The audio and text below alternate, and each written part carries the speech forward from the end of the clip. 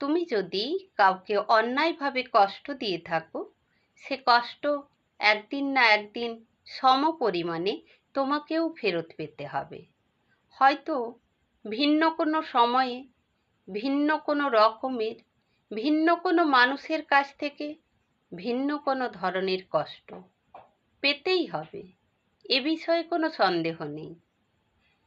তুমি হয়তো বেমালুম ভুলে বসে আছো, অনেক বছর আগে তুমি হয়তো কারোর সাথে অন্যায় করেছিলে, কিন্তু উপরে একজন আছে যিনি ভুলবেন না, যিনি কিছুই ভোলেন না। এটা কোনো অভিশাপ নয়, এটা একটা সরল অঙ্ক, একেবারে সোজা সাপটা হিসেব। তোমার দেয়া কষ্ট আর তোমার পাওয়া কষ্ট, এই দুই কষ্টে কষ্টে কাটাকাটি হয়ে যাবে, হতেই হবে যতক্ষণ